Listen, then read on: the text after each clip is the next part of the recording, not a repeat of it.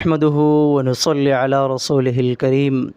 ایک بہت اہم بات آپ لوگوں سے شیئر کرنا چاہتا ہوں۔ سب سے پہلے کسی کی زبان سے جس طرح قرآن پاک کی الفاظ نکلتے ہیں اور کسی کی کانوں پہ جا کے وہ الفاظ پڑھتے ہیں، تو اسی کے مطابق جدید سائنس و ٹیکنالوجی نے ایک تحقیق کی ہے، اور وہ کیا لکھتے ہیں؟ وہ لکھتے ہیں کہ امام جس طرح تلاوت کرتے ہیں تو سننے والے مقتدی جو بڑے توجہ اور دھیان کے ساتھ سنتے ہیں، تو یہ سننے اور پڑھنے کے عمل کے دوران ایک قسم کی لہریں پیدا ہو جاتی ہے، اور یہ لہریں دونوں کے درمیان منتقل ہو جاتی ہے۔ امام اور مقتدیوں کے درمیان یہ لہریں منتقل ہو جاتی ہے۔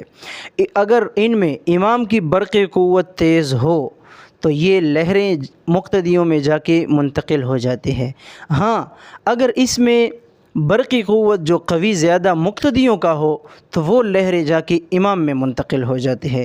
یہ سائنسی تحقیق کے مطابق قرآنی جو الفاظ ہے جو کسی کی زبان سے نکلتے ہیں، کسی کی کانوں پہ جا کے پڑھتے ہیں، یہ سائنس کے ایک تحقیق کے مطابق آپ لوگوں سے شیئر کر رہا ہوں۔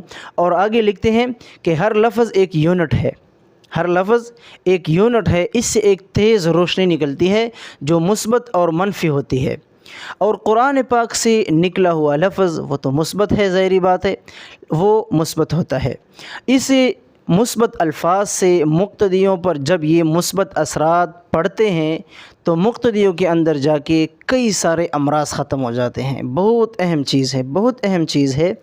قرآن سے نکلے ہوئے الفاظ وہ مثبت ہوتے ہیں، اور یہ مثبت اثرات جب مقتدیوں پر جا کے پڑھتے ہیں، ان کے اندر منتقل ہو جاتے ہیں، تو مقتدیوں کے اندر سے اور امام کے اندر سے بہت سارے ایسے امراض ختم ہو جاتے ہیں۔